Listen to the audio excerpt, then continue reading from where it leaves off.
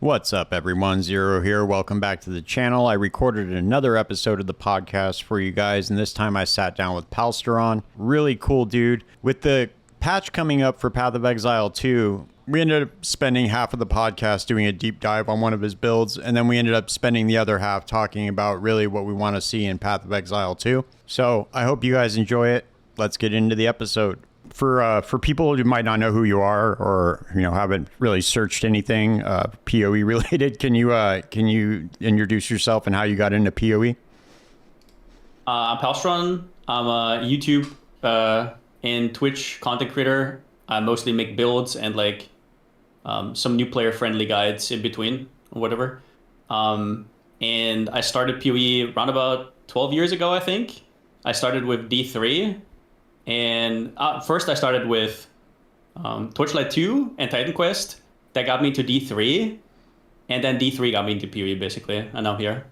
Right on, man. So when you're creating builds, just in a general sense, what is it that usually sparks your interest in creating a build? Are you looking at items? Is it a skill that changes? What are you looking for when you're looking for something to build around? It could be anything, but the biggest thing is playstyle. So if I see a skill and I'm like, this looks amazing to play, because from my perspective, I've already played so many builds that if it's something fresh, right, or something that I deem very fun, and I know I'm gonna play it 12 to 14 hours a day, right? It has to be fun. That's where I start at. So for me, a lot of people, for example, when Molten Strike of Zenith got released and I saw how it plays. For a lot of other people, they're like, oh, 2,000% damage effectiveness, right? And they're like, oh, I'm going to absolutely clear tier 17 easy with that. My brain goes a little bit different. It discards all skills that are like Vigilant Strike or whatever, right?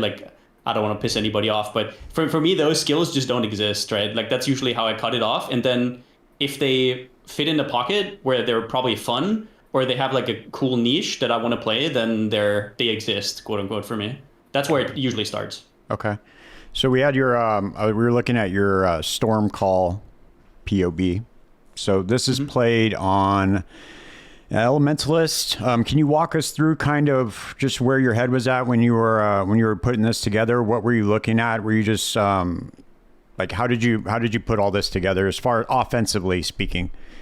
We could just start with Stormcall and just kind of explain to people how the skill works and where you were looking for interactions with it. Yeah. So for me, Stormcall was my third build. So I had already played EA Ballista, which was kind of my entry into the league. I just my first cozy 100, 200 divines, right? Then I respec into Forbidden Rite of Soul Sacrifice, which was kind of my all-rounder. It's not that great for clear, but it does everything decently well, and it's a very powerful build for very little monies, right? And now I was looking for, at this point where I made Stormcall, I already had 1 to 2 mirrors. Mm-hmm. So not really mirror tier items, right? But I had 2 mirrors to spend on my whole build. And I was I really wanted to reroll because that's just kind of how I do it. And I was thinking about what's good in the league. I was thinking about Elementalist. I already had tasted a lot of the broken stuff in the league, right? Elementalist, I've seen a lot of Doriani's builds. I've seen the Soul Eater stacks from whatever the ring's called. COILING Whisper, right? Yeah. Yeah. The Soul Eater stacks, I felt how good that felt, right? Is pretty foreign to me. And I noticed that self-casting is actually fine. It's just that it needs a ton of cast speed to feel good, right? And they also buffed Spell Echo this patch. Plus, for self-cast, you now have the Caster Mastery, which is very important for everything, right? It's also for strong boxes and whatnot, just random stuff. So I was kind of into self-cast, and I thought that ring is probably getting nerfed next league, so might as well do something with it. And so I got into Stormcall. I was sitting on a Stormcall POB for a while, but the problem was, so the way Stormcall works, right? You have this big AoE, and it can technically overlap up to 5 times with Awakened Spell Cascade. Okay. The problem is, so how people used to do it is they used concentrated effect and made it smaller and smaller and smaller so it could overlap. The problem is that's exactly the opposite of what I want to do for a build that should have good clear as well, right? So for an all-rounder build that does both, I wanted to scale AoE enough. And then at some point, like a year ago, people started experimenting with a ton of AoE, like a ton of investment. And they figured out at around about 4.9 to 5 meter radius, it actually did touch in the middle, right? So this league, with Elementalist being already as good as it is, I figured it would be perfect because of Flame Golem, right? You already got like 60+% AoE, so you had a lot less opportunity cost to get there. And there was also the other fact that self-casting had huge mana issues in the past, but then Elementalist at the same time also figured out your mana regen, right? So we now had a lot of different problems solved with one thing. And then also the buff of Righteous Fire of Arcane Devotion, which now gives you more cast speed, which is like unheard of almost. And then the fact that I could probably go life-based, and I also got a lot of life regen from the golems, kind of just made everything fit. And then the last thing about Stormcall that made it fit in this shell was, so I don't know if your viewers are probably familiar with how Coiling Whisper works and with like the reduced duration, right? I'm sure you're familiar how it works. And the issue was, in order to get it to work, you needed to sacrifice a ring for the Delve mod that gives you reduced curse effect duration, right, with temporal chains. But I wanted to figure out a better way for that. And I thought maybe I can just go global reduced duration. And maybe there's a skill that also fits that niche where it's an upside to go, right? Like kind of like a double dip. Right. And Stormcall's biggest problem is not damage. It has a lot of damage. It has a lot of AoE. But going for that, once you go for that reduced duration, which has a ton of opportunity cost, the skill kind of becomes okay. It's not that great anymore, right?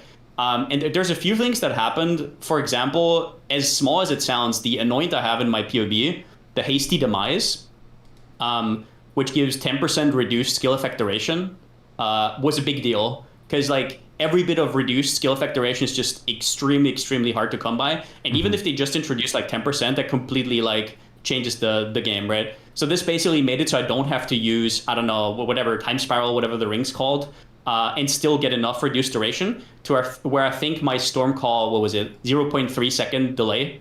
Because Stormcall starts at like 1.5 second delay, and you can get it down to 0.3, basically instant, right? It's perfect. Right. And so I basically made it so I made the ring work without having to sacrifice the other ring for the Delph mod. And I could play Stormcall without it feeling awkward, and I had huge AoE, and I had huge single target damage. And then what it all got tied together is with the fact that it's also lightning. So we're in the Doriani's League, right? Minus 200 raise, big deal. So all of those things together, like golems, Doriani's, the ring, usually when all those mechanics come together, I look at old POBs that I had that didn't quite make it, right? And then I just kind of see maybe those extra tools make something viable. And that's kind of what Stormcall became. Yeah. So just in case people don't know, can you just run down real quick how Coiling Whisper works and just the tech behind it? Yeah. So Coiling Whisper is a ring that says when 90% of your Hex's duration expires on an enemy, you get 1 soul per enemy power, right? So enemy power means normal mob 1, magic mob 2, rare mob 5, and unique mob 20. So in theory, this is extremely strong because in the past we had, for example, the gloves that gave you soul eater stacks, but against bosses it takes forever, right? Like, but this works with power, which means if you're against the boss, you literally full immediately, right? It's actually the opposite. It's actually extremely, extremely good against bosses. So that's why it started. But so the way you do it with 90% of hex duration expires is, or how I did, there's a lot of ways you can do it. But how I did it is lightning warp, right? If it hits something and I support it with hex touch, a level 2 hex touch, which gives me 49% reduced curse duration, and I support that with temporal chains, which is the lowest duration curse, I can now, if I get the 49% reduced duration there and then 50% global, get in total 99% reduced curse duration, which means the 90% duration that has to be fulfilled in order to get your soul eater stack is like, it's like 0.01 seconds. So it's literally right. On hit, you get your soul stacks. So you have to, that's why I said the reduced duration fits so well into this niche. It solves my main skill, Stormcall, and it solves this whole spiel, right? And in endgame, you could argue, well, for rings, you just go power charge rings and you mirror the power charge ring, right? But the thing is, it's not about damage. It's about like the feel of the build, like 225% cast speed, and then also Arcane Fire, Righteous Fire of Arcane Devotion, 28% more, which it actually scales 1% per level, which I found out, which is pretty cool. It just made self-casting feel really good. Like, it made Spell Echo feel good. As you can see in the POE, it's like 19 casts per second. At that point, like, people talk to me about, do you want to make this cast on crit? It's like, there's no need. It literally feels better than cast on crit, right? Right on. So I was looking at the calculations tab on this. So obviously, you're getting just a ton of flat lightning damage just from Storm Call alone. Do you want to walk us through just how you're scaling this build? Obviously you're using Inspiration and Less Duration here. So there's like, I mean, Inspiration gives you a little bit of a multiplier, but not very much. And then what, can you just walk us through like the supports in Storm Call and like how you're scaling this up? Yeah, so important is Spell Cascade is like Awakened Spell Cascade in this case is like the biggest deal. So if you think about how a skill usually looks on Spell Cascade, is like you have your original cast in the middle, and then you have one in front and one in the back. But with Awakened Spell Cascade, you get like 5, right? Which means you can have up to 5 overlaps if your AoE gets big enough or small enough, right? Depending on what you want to do. Mm-hmm. So this one actually scales, so it gives you less AoE, but that actually scales down with extra levels. So for example, if you have the extra +2 levels from chest, I think for me it actually changes a little bit. I get to 5.4 meter radius, yeah. So in general, this is just how the build works. This is your damage. It's like you look at Storm Call, you're like, oh, that's not very impressive in terms of damage effectiveness. And then you realize, if I sacrifice a support gem and I get the less multi, I can get ×5 damage, right? Pretty big deal. And then you have Awakened Spell Echo. Spell Echo just got buffed. Awakened Spell Echo as well. It doesn't have the 10% less damage anymore, right? Which is a big deal for self-cast overall. That's 11.1% more damage buff. Then you have Awakened Ink AoE just because I need it. Well, I didn't need it. I technically have enough AoE, but I have so much damage in this build that for me, it's basically like, I'll just take all the comfiness I can get. You can definitely put in other support gems that are maybe better. Inspiration, I mean, it's just needed for the mana cost. Right. Skills they're balanced around Inspiration nowadays. It is what it is. Yeah. And Less Duration was once again needed to make it a little bit more comfy. In terms of damage scaling, there's not really anything interesting going on here, I feel like. So I don't know what else to say about it. Yeah, well, I was just looking at I was looking over at the calculations tab. Can you explain to people like the breakpoints in the AoE and the radius, like how to read that in POB? The breakpoints on radius, there's not really any breakpoints. Well, you can look on the left side, the AoE radius, right? It already tells you. Right. And if you play around, for example, you can put in config like 5% reduced AoE. Where would I be at, right? Okay. But if you go to radius, you can hover over it, and then, yeah, it says the breakpoints, which in this case isn't that important because I'm so far over. Right. You can see next 0.1 meter breakpoint, 15% AoE, 6% reduced AoE, right? You can kind of see, if I had 15% increased AoE, I would go from 5.4 to 5.5 meters. If I had 6% reduced AoE, I would go from 5.4 to 5.3 meters. But in general, what I would tell everybody is make the custom modifiers your friend, right? Like a lot of Redditors especially are very, very shy when it comes to like never touching the custom modifiers, but it's like the best way to test everything out, right? And one of the things you can do is like play around with different cooldown recovery rates, play around with different AoE breakpoints and whatnot. So like when there's really not much rocket science. When it comes to AoE, one thing I do want to note though is one of the biggest reasons why I like this build is because AoE is deceptively good and a deceptively big QL stat, especially the global AoE that we're getting from the Flame Golem. So if you look at, for example, Flesh and Stone is a deceptively bad aura usually because it falls off at the edge of the aura, right? So a lot of people think, I'm getting less damage taken, but that's only if you literally hug the boss, right, which you usually don't, right? But in a build with more AoE, you also scale the aura's AoE at the same time, which means that fall off happens way, way slower, right? Okay. So you can stay away a little bit further while still getting the full less damage. And then as well as that, our lightning warp applies the hex touch with temporal chains, right? Which is usually a little annoying. You don't want to have to lightning warp in the middle of the pack.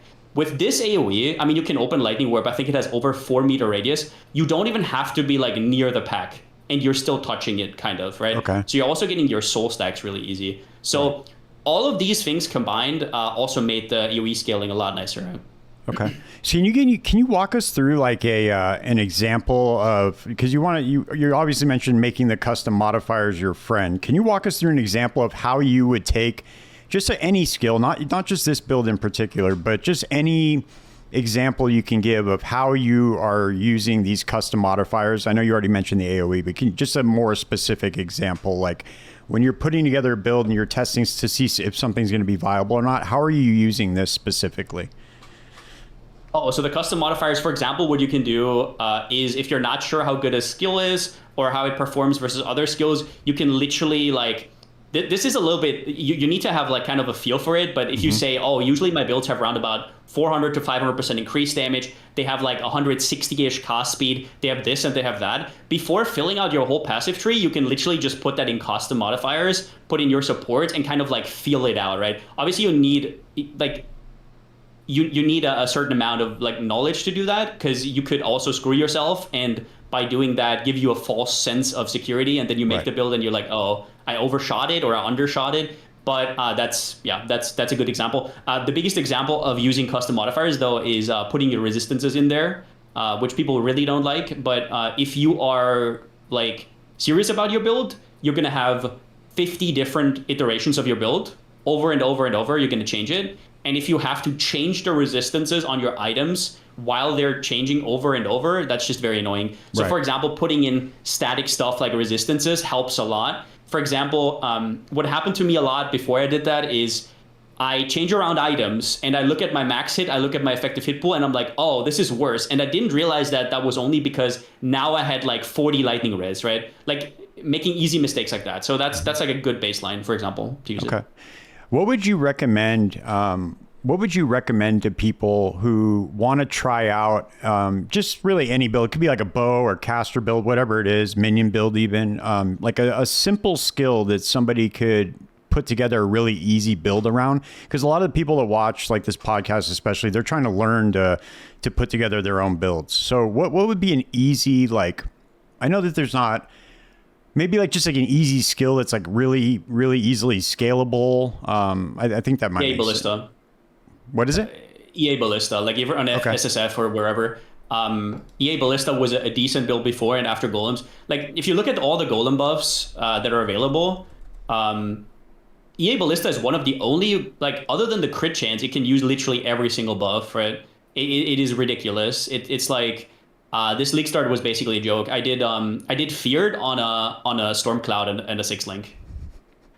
It's a joke, right? Like that build is an absolute joke if you just follow like my guide or somebody else's guide and you kind of know what's going on, or you're somebody who's serious about it and you know what you're doing and you're looking at the small details. There's few pitfalls in every build, but like that build is just it's a joke right now. Yeah. How does I was always confused. I've never really played this before, but how does this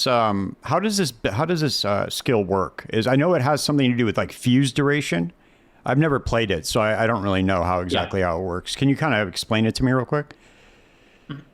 So the way it works is you have a skill that can stick up to 20. I'm just going to put it up because I'm a little bit rusty. Yeah, you're good. You have a skill that puts up to, so it has a duration, right? Let's say 1 second base duration. And in that time, from the first fuse that you stick in the enemy up to this 1 second, you can stick in as many more arrows as possible. Okay. And at the end, it counts the arrows and explodes in the damaging AoE, and the AoE and the damage is depending on how many arrows you were able to stick in.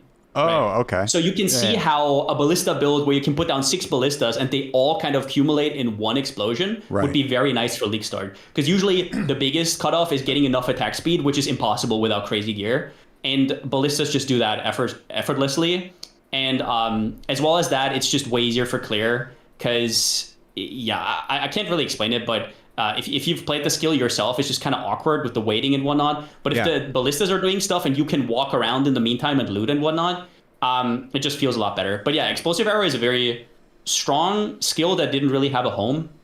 And Elementalists now got reinvigorated by the new buffs. So. Okay, cool. Yeah, I've never experimented with this skill at all. I know I've seen people's like guides on it and stuff, but I honestly have never played it. It says maximum 20 explosive arrows stuck in an enemy. Is there any way to increase that or no? Well, yeah, you can do the quality, but the thing is, if you go from 20 to 22, it's not that big of a deal, and it also has opportunity cost in that you have to now also get the attack speed. So it's not really that important to get extra. It's mostly just important to get Dob multi, increase damage. Right.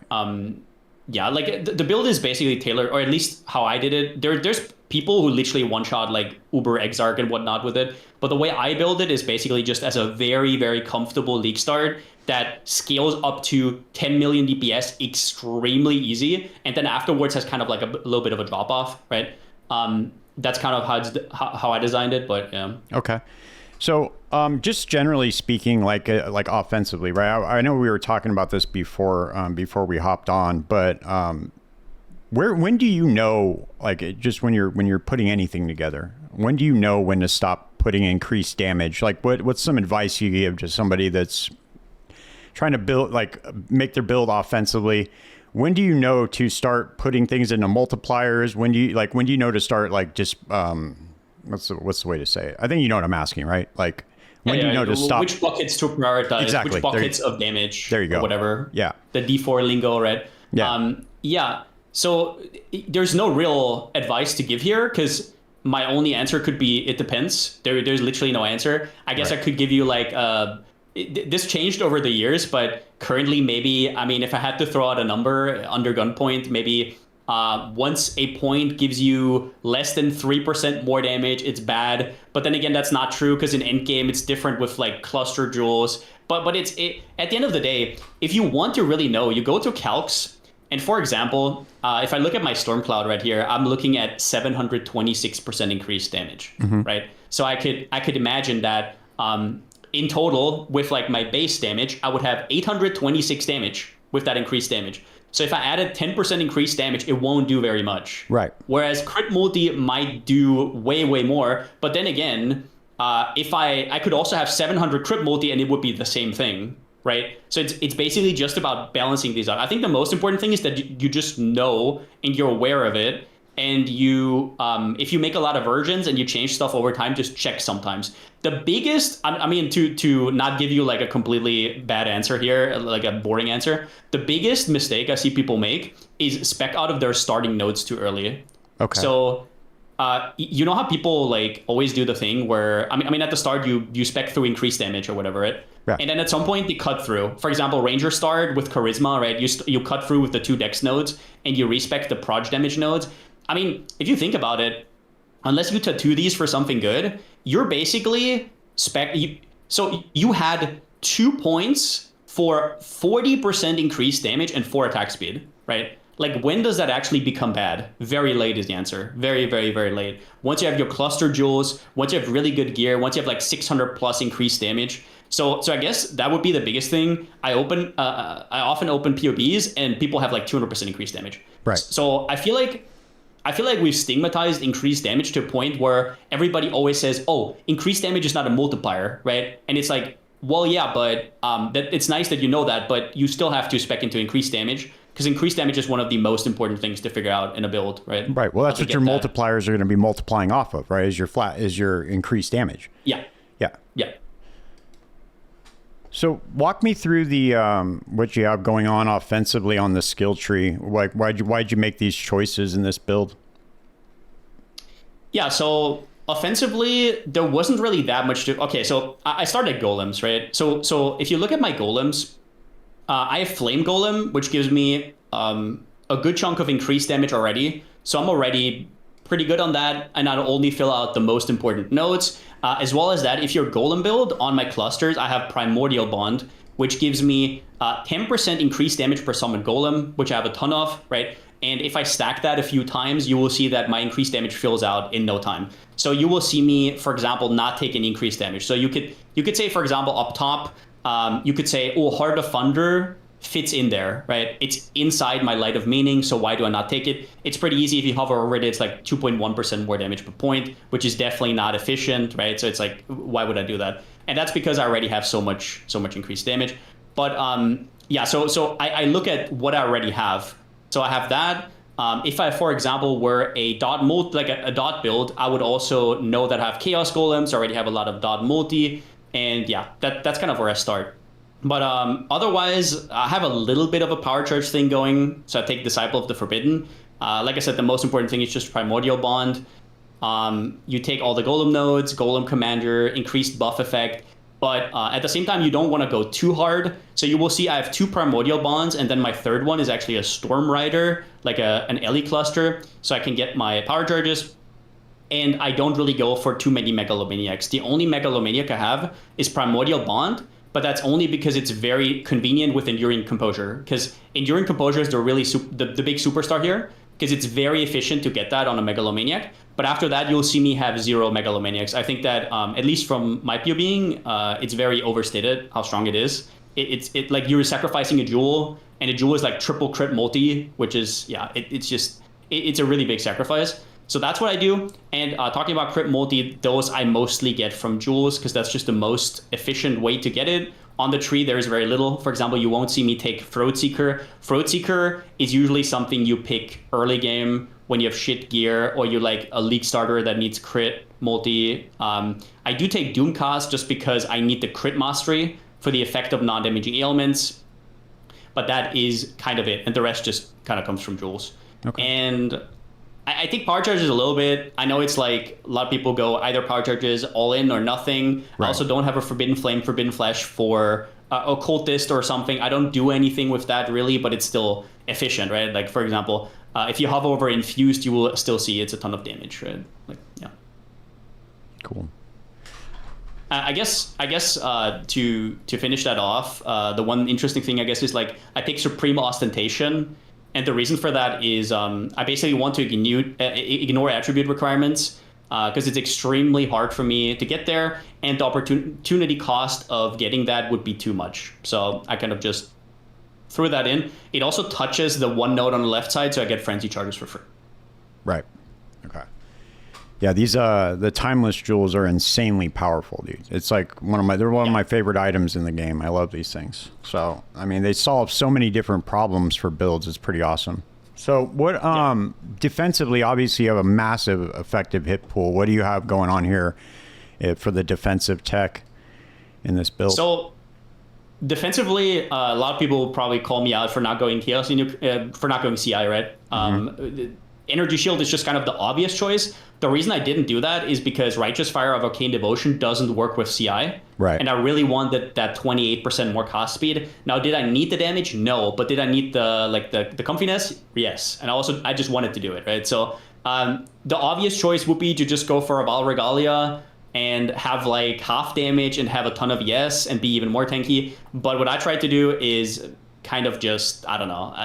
I did some testing around with, for example, Archdemon Crown, right? I wanted to go Archdemon Crown, put my 4-link in there, and whatnot, and go ES-based, but I found this Brass Dome with +4, so I was like, hell yeah, and I kind of realized that with the max res, if I could actually get to 90 max res, I would be pretty well off, even on life build. Also, I didn't want my life region to go to waste. If you look at my life pool, I only have 4.5k, right? Which sounds very low for an endgame build, but you'll see that I have a lot of other layers that make the life more efficient. And then you'll realize that I have like, I don't know, what is it, 580 flat region, which I get from the golems. And the less life I have relatively, the better the flat region gets, right? So for example, if I had like 8k life, the 600 region would be a lot less percentage-wise. So that's kind of that. And honestly, what I wanted to do with this build is I wanted to farm Risk Breach, which for Risk, what I wanted to do is diversify my defenses a little bit. So if you look at the build, it will kind of look confusing, especially to like hardcore players. It will look like what is he doing? I have like a little bit of block. You'll even see, I don't have capped block, but I still take block on my shield, just so I have 45% block chance. I have a tiny bit of evasion, but it comes out to 45% evade chance. I have a little bit of armor, just enough. I mean, 50k is not a little bit, but I have enough for Molten Shell to kick in, right? I have Spell Suppress, which is pretty easy to get because we're kind of touching right side. Right. So you'll see a lot of different layers. I have less damage taken from... or I have Bastion of Elements from my Ascendancy, right? I have Shaper of Flames, Conversion. So I have a lot of these different things so that there's no one mod that can ever brick me, right? Like there's not a single mod where I'm like, oh, my whole defenses are gone, right? Like it doesn't exist. So, yeah. So what would you say when you're putting together just any build, what are the, generally speaking, right, for people, what are the, I don't know what you would call them. I don't want to call them breakpoints, but what are the things that you're prioritizing offensive or defensively, and in what order? Like if, like, let's say you're on the right side of the tree, are you trying to cap evasion and spell suppression first, or are you trying to do your resistances first before you're going into maps? Like what is the order in which you approach these things? So resistances are first. The reason is they're very efficient for how easy they are to cap. Right. So if you take anything away from the video, it's like always think about opportunity cost. If it takes you like 40 points to cap your block, but it only takes you like 8 points to cap your spell suppress, like you always have to weigh that out, right? What you're doing, because the more stuff you invest into your defense means the less damage you have. And there's always like a fine balance. Speaking of softcore here, killing stuff fast, even though it's a meme, it is part of the deal, right? Like, the longer you give enemies to do their stuff, the more dangerous it gets as well. But suppress on the right side is obviously incredible. Right. Chance to suppress spell damage. Although it often gives people a little bit of a false sense of security, where something's going to melee you and you're going to fall over, right? So you still need a good HP pool. Early on, what I can highly recommend is literally just slap on a Granite Flask. So for example, if you get into white and yellow maps, you would be surprised. You shouldn't look at POE, right? Because the monsters are not at what the POE takes to calculate for you, right? Like you slap on a D term and maybe like, I don't know, 40-50% increased armor that you randomly get somewhere, or Elementalist. You just get, like, one of the things is I just get global defenses from my, was it Stone Golem? So I have like, I want to say 3k evasion or something flat somewhere on my gear. I actually want to, I have an Imperial Buckler, right?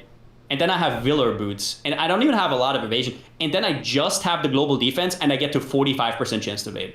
So I guess that would be another tip, is like throw on early on a Jade Flask, throw on a Granite Flask, and those will help you out a lot, right? Like obviously they will taper off once you get into red maps, but all these things really help out. And otherwise, I mean, I guess you were kind of asking maybe how much Fizz max hit do you need, how much Ellie max hit. It completely depends on what you're farming, right? Like there's no answer. Right. But just going into maps, I mean, what would you recommend there being like a as far as your max hit goes? What would you say is like the bare minimum that you try to hit before you attempt to go into maps? I'm gonna be honest. I don't really, and that's maybe because I'm a softcore player. I don't really pop my like level 66 POBs after campaign and kind of check out if that's fine. I kind of feel it out, but I have no clue. Like, really? Okay. I don't ever have cap res going into maps. Like I said, I really like Jade Flask. I really like Granite Flask. I love the double Life Flask at the start, because one thing people never have is recovery early on, unless you're RF. You have like no recovery, and Leech is gonna get you killed, like just having Leech. So I guess that's my favorite.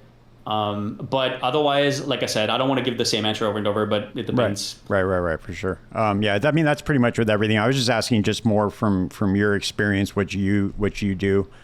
So just transfer. I wanted to kind of shift a little bit of focus just in the discussion, just to, because I know the 0.3 release is coming up for Path of Exile 2. What do you see is like the biggest difference in creating builds in POE1 and creating builds in POE2? Just as far as like your approach, what changes over there? So POE2 doesn't have a lot of ways to get defense.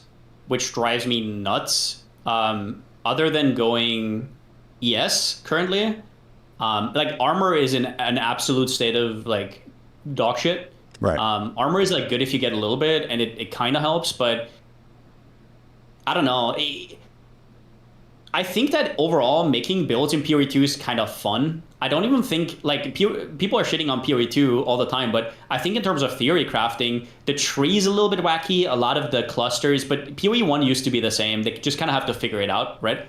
But the thing is more that I usually theory craft and then I try to play the build and I'm like, there's nothing I really want to play. I just don't really have fun putting it into the game. The theory crafting part is kind of fun. But in terms of POE2, my biggest gripe and the biggest difference is you have like 2 or 3 defensive layers that you can go for, and you kind of start at that because there's not a lot of variety. There's just no tools right now. What is the, because this always confuses me when they talk about it, because armor works decent in POE1, right? So what why doesn't it work in POE2? I never really understood that. So the reason is, so first up, if you look at what armor does, it kind of feeds into life, right? Going life. Right. Because if you took armor on your gear, energy shield is gear based, right? Mm-hmm. You don't get flat ES per level. So you need to dedicate your gear towards ES, which leaves no armor to be gained really, or not as much, right? So it's mostly a life thing. So armor is bad for the first reason because life kind of sucks. But on the second, there's not a lot of LE damage mitigation right now. And LE damage is kind of the worst, right? It's like in POE2 even more. I mean, you could talk about chaos or whatever, but I feel like if you had more damage mitigation or maybe more max res on the tree, that could help out a lot. Maybe more damage conversion, more cheese. There's no life nodes on the tree, right? So you basically have no, like, you're just left to dry. There's like, if you look at, for example, the bottom half of the tree and you look at the strength area, like what are you going to take? Armor nodes and just get like extra fizz mitigation, but maybe your fizz mitigation is already fine. But you can't take life nodes, so your LE max hit is always going to stay the same. Like, what do you actually take? Like, how do you actually get more max fizz? Like, the answer is you don't. And there are certain items that make it so armor works for, like, there's one body armor, for example, that makes armor work for elemental damage, which is, like, that's the biggest problem right now, right? That doesn't work. But the problem is the way they code it is that happens before resistances. So I don't know if that's per design or if it's a bug. I don't know if they ever told us that, but that means you're taking 4 times the damage, right? Because the game thinks you're on 0 res instead of 75, and then it applies the hit. So either their items don't work correctly or they want it to be that way, but Warrior, which wants to be in the middle of things, really doesn't want to be in the middle of things. That's really strange. Why is it set up like that? It's just... I have no idea. I have no idea. They even talked about this in an interview, and Crip made a whole video about it. It's like... So they're aware. They're aware of the issue, though, right? Oh, they're definitely aware. I don't know if that's an issue or if that's per design. To be fair, if armor worked for LE damage, it would be extremely, extremely strong. You would still be weak against dots, but armor all of a sudden would be elevated into like pretty interesting territory. Yeah. I personally think for POE2, if you don't want to give us light nodes, the best way to do it would probably be similar to how Last Epoch does it, where armor works for both fizz and LE damage, but a little bit less for LE damage, kind of. Right. Deal, right. Right. That would be it's just less effective against elemental. Yeah. What? So, if they added, did they say that they don't want to add life to the tree? Did they mention that ever? Yeah. That was one of their things. So basically, one thing they said about what they don't like in POE1 is people are just kind of chasing from life node to life node to life node to life node, and they kind of just take stuff in the middle. I don't really agree with that. I think if they just removed, for example, like they don't have cluster jewels, like that's currently the thing that you do, right? Like in a lot of builds, you go on the outskirts in POE1, right? You go on the outskirts, you pick all the life nodes, all the efficient life on the way, and then you take the cluster jewels, and then you also have the 7% life per jewel. And that's just very efficient. But in POE2, you don't have any like of that right now, so you could have done it. And the weird thing is they say that on the one hand, but on the other hand, that's exactly what you do on ES builds, right? Like on ES builds, you're literally just chasing from ES nodes to ES nodes to ES nodes. So they just changed it for life builds, but not for ES builds. So the answer is I don't know what they want with it. I'm not sure. That's really strange. That's the one thing that always tripped me out about it. I was like, why? Because they say they don't want you just picking just the life nodes, right? Then why did they do that for energy shield? I'm not sure. Okay. Well, what do you want to see added in the 0.3 update? What's the one thing, if I could give you one option to choose, what would you pick? So this is gonna sound like stereotypical, but I want extra movement speed. So you're saying add. My biggest thing probably would be reworking all areas. So areas in POE2 are extremely wide and they feel never ending, and it just feels like a slog. You walk through like 4 seconds each per pack, and it's kind of boring, not gonna lie. And movement speed would kind of solve that. But the biggest thing about the game is currently I don't really feel a progression curve, right? So we have at the start of the game, when you find your first 10% movement speed boots, it feels extremely good, right? Like all of a sudden, a lot of the bosses where you can't step out of it, you have to dodge roll every small attack. All of a sudden you can run out of some of them, right? And then you get 20% movement speed. It's kind of like nice. And then towards the end of campaign and start of maps, you get 30 or maybe even 35% move speed later, right? And then it just kind of stops. So you have there's nothing, no enchants. There's no Quicksilver Flask where you can get a good suffix. There's literally Temporalis, which I mean is like, you're not gonna get it or whatever. You can do Queen of the Forest. There's like very fringe things, but in general, I feel like it kind of stops. And there's one thing about getting extra stats, right? Getting more defense, getting more offense, but you don't feel that on the screen. It doesn't transition to the screen, right? You also have to feel like, oh, for example, a bow build gets more projectiles. Now I feel stronger. I have more AoE. Now I feel stronger. It's less about like practicality and more about like, I don't know, just like visualizing it, I guess. And I feel that when, I mean, you know the feeling when you start POE1, right, on the shores, and then you go out. When you get that Quicksilver Flask, you're like, what the hell? Right. And then when you get 30% move speed boots on top, you're like, holy. And then you get Val Haste, right? And then you get this, and then you go that. You get a 14% suffix on your Quicksilver, right? And so on, and so on, and so on. Or you get a lot of attack speed, and you have a movement skill. I'm kind of missing that in POE. And it's really hard for me. Like, I love POE so much. I want to be there at every point, but it's so hard for me to enjoy POE2 right now for that reason. I do want to say, though, I do enjoy the theory crafting. Yeah. I do think it's already kind of fun. Like, they know what they're doing. Yeah, no, of course they do. I mean, I like the game. It's just it's like a, what do you call it? It's like a shock going from, because I play Heist. So I'm used to having, just a ton of movement speed. And then going over to POE2, and it's just like, whoa, this is like, it's real hard to get movement speed. So it's a shock to the system for sure. I wonder if they're going to, I know that Jonathan had mentioned that they're going to be working on things they're going to speed the campaign up. Now, he speaks so vague sometimes about some of these things. It's probably because they're like in development. He doesn't want to promise something and then under-deliver. Yeah. But he said that they're working on speeding up the campaign. So I'm really, really interested to see what they're going to do with that. I don't know if they're going to like shorten some of the areas, or maybe because he always speaks like it's the perception of speed in the game, right? Like there's just not enough stuff to do. That's how he always talks. So I'm wondering if they're going to be adding just a ton more stuff into the campaign, or what. I'm not sure what he's going to do, but hopefully we will get. Go ahead. Oh, sorry. I don't think that's going to fix endgame, because I think in endgame, mostly like with the whole Atlas system, where you specialize into certain things, like for example, you specialize into strong boxes or into ritual or whatever. You kind of just go into a map, and that's going to be like the highlight, right? And after that, you're just chasing rares to complete, I guess, the area. But I don't think adding more random stuff that you might not even have spec'd into is going to help anything. I don't think adding checkpoints is going to help. I think it's literally that the zones are just too fast.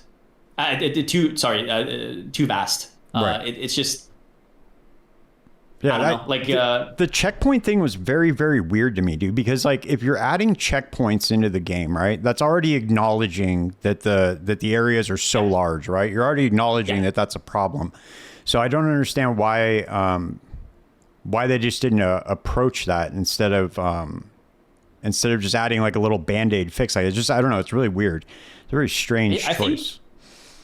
To be fair, I don't know how long you played last patch, POE2, but towards, I already stopped playing when that patch came out, but they had a patch where they made some of the early areas smaller in the campaign. Like they actually did tone some of them down, especially, I think it was start of Act 3 especially, or like, no, not start of Act 3, the temple area in Act 3. They made it a lot faster. And they also reduced the HP of a lot of the monsters in the campaign, so they're aware of it. Because obviously, like, if there is like just life, like crazy HP sponges everywhere, right? It's gonna take forever because you want to get that XP going into the next zone and so on. So maybe that's what he means. I think in general, the waypoints were just there because they didn't know what to do. Because I think that it takes forever to redo these zones and make them work. Like if they actually had to take 100 different zones and make them more economical, I guess, or whatever you want to call it, but still make them interesting, that would take a while. So they probably just did that as like a little bit of a quick fix, and I think that's gonna be gone in no time. And then they're gonna, like, they know what's going on. It just takes some time. Yeah, the one thing that I would really want to rework on are just all of the ascendancies, because the ascendancies in that game in POE1, when you choose an ascendancy, like I'll just pull up an example right here. Like just because we were just talking about golems, right? Just Liege of the Primordial, right? Picking that node is an insane power boost to your character. It's insane. To be fair, to play devil's advocate, it is like the best ascendancy node right now in the game. So maybe let's take like a little bit of a middling thing. Okay, why don't we do this? Why don't we go to we'll go over here to the Hierophant, right? So we'll go to Conviction of Power. Just picking that is an insane power boost. And a defensive boost, right? Because you're already operating at 4 minimum power and 4 minimum endurance charges. So you don't see anything like that in POE2. I mean, there's some similarities, right? But broadly speaking, there's nothing like that. And that's what I want. I mean, I think that, I don't know how much you pay attention to like the, because they do a bunch of like POE2 podcasts and stuff. They were talking about the monk being reworked this next patch. I don't know if you've heard that. The ascendancy. Yeah. So I don't know. I think they're going to take away the acolyte. So we'll see what happens. You think they're going to rework acolyte, or? Yeah. I think they're going to rename it and rework it. Did you know, like, did you hear about, like, Miracles played the whole ascendancy with the leech doesn't actually work? Did you hear that? No.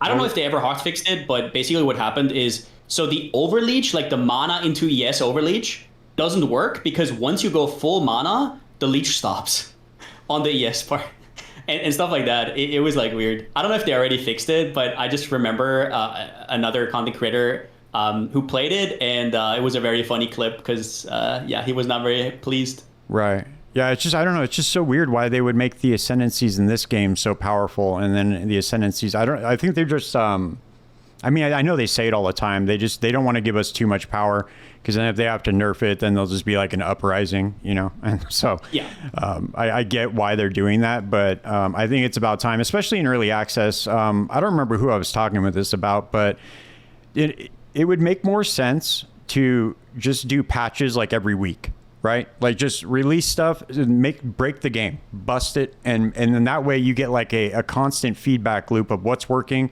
Okay, this worked in this area, this didn't work in this area, and then you can kind of balance it out like that. But doing treating the game as a full release with seasons is kind of detrimental. Yeah. So basically, you're saying take it as an actual early access and don't treat it as like a released game. Right.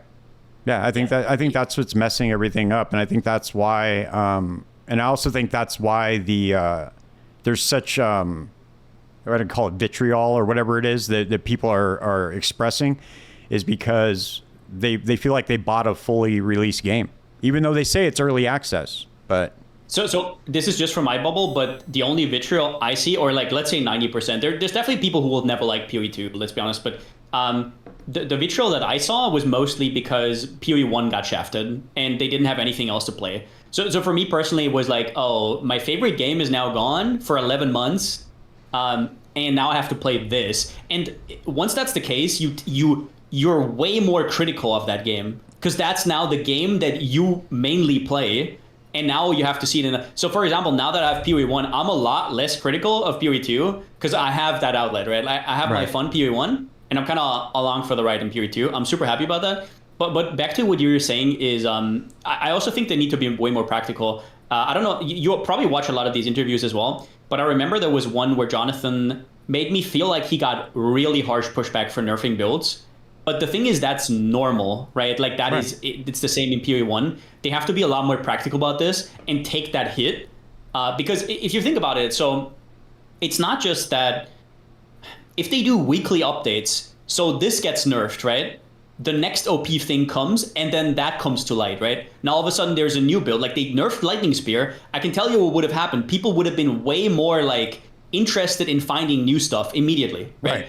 So now the best build creators jump on the next thing, and then the next thing crops out, next OP thing. Okay, nerf that. The best build creators are gonna go and make the next best build, right? And then that comes out. So what they do every 4 months, they could literally be doing every week, and we could already have a lot more balanced game. But then on the other hand, I also have to say, and I don't just say this to play devil's advocate, they don't even have the whole game out. So balancing is kind of futile right now, because every new class will add complete chaos to the whole like general vibe of the game. So I almost feel like balancing right now doesn't matter. And as much as it pains me, I don't think it's that big of a deal to have one skill that's OP, like Lightning Spear, where people can just feel cozy. Because right now, like the game is literally not complete, right? So, yeah, I don't know. I hope. I think that. I think once we see all the weapon types that are added to the game, and once we see pretty much like a more complete picture of like the support gems and what we have, I think we're going to see a lot more balanced meta that's out there. So we'll see what happens. But I don't know, man. I'm pumped. I'm excited. This is going to be a big week, dude. We have Last Epoch coming up. We have POE2 coming up. That's the other thing I wanted to ask you about. Why do they keep releasing these two things at the same exact time? Why do you think that is? I don't think there is really any strategy. I don't know if GG is the kind of people who plot like that. I think they just have similar like release schedules. Like back in the day, you didn't used to have that. Even with like, I think Last Epoch release was also not really like. I think it's just coincidence. Yeah, I don't know, they're man. Like Blizzard. I think like study that. It's like two times in a row, though. I mean, but the thing was GGG had announced already they were releasing at the end of August, so this one falls on EHG for sure. But it's just weird. It's a strange thing because you know what's going to happen already. People are going to play Last Epoch because it's out and it's brand new. As soon as POE2 drops, if they release a banger, it's over. Everybody's gonna leave Last Epoch again. That's exactly what happened the first time. So, I mean, well. The first time what happened is POE2 released first. Right. And it was a bummer. Right. And everybody went over to Last Epoch. And everybody went to Last Epoch. So it's just a gamble, right? Like either or. I feel like if I was a company, I don't think they should really care about it because there's a lot of different ARPGs coming out right now, like some smaller, some bigger. I think they should literally release at their rhythm, as long as there's not like an Elden Ring coming out on the same day or something. I think they should.